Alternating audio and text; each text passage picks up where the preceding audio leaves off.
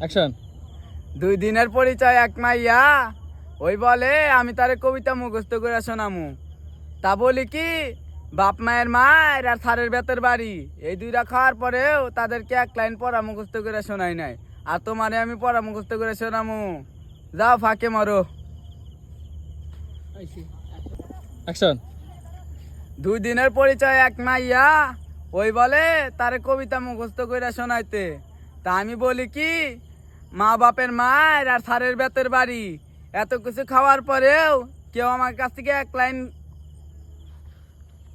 সিনেমাটি